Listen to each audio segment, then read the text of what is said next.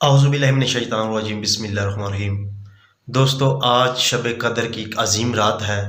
آج وہ رات ہے کہ جس کا ذکر اللہ تعالیٰ نے قرآن پاک میں فرمایا ہے کہ یہ رات 1000 مہینوں سے بہتر ہے۔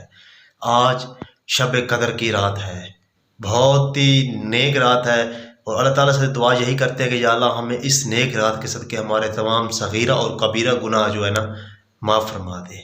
تو اللہ تعالیٰ قرآن پاک میں فرماتا ہے، بسم اللہ الرحمن الرحیم، انا انزلناہ فی لیلۃ القدر وما ادراک ما لیلۃ القدر لیلۃ القدر خیر من الف شہر تنزل الملائکۃ والروح فیہ باذن ربہم من کل امر سلام ہی حتی مطلع الفجر۔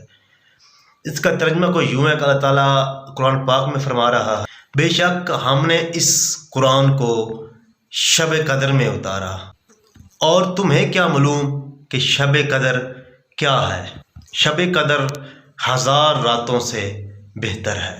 اترتے ہیں فرشتے اور روح الامین جبرائیل علیہ السلام اس راتوں میں اپنے رب کے حکم سے ہر کام کے انتظام کے لیے۔ سلامتی اور امن والی ہے یہ رات طلوع فجر تک۔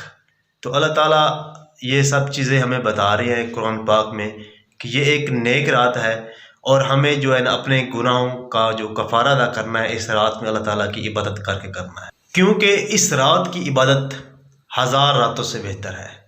اس ایک رات کی عبادت اللہ تعالیٰ سے دعا گو ہے کہ اللہ تعالیٰ اس نیک رات کے صدقے ہمارے تمام صغیر و کبیرہ جو بھی گناہ ہیں وہ معاف فرمائے، اور جو بھولے انجانے میں جو بھی ہم سے سرزد ہوئے اللہ تعالیٰ اس کی ہمیں معافی دے، اور اس نیک رات کے صدقے ہمیں نیک کام کرنے کی توفیق عطا فرمائے۔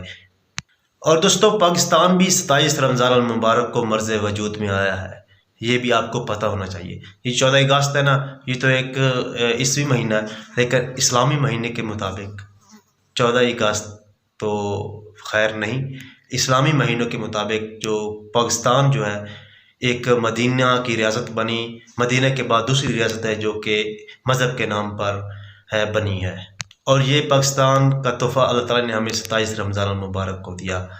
اللہ تعالیٰ پاکستان میں امن و امان کا جو ہے سلسلہ برقرار رکھے، اور پاکستان کو اپنے دشمنوں سے جو ہے دور رکھے، اور پاکستان کو انشاءاللہ دنیا کی ابھرتی ہوئی معیشت بنے گا، اور اس فلاحی اسلامی جمہوریہ پاکستان بنے گا انشاءاللہ۔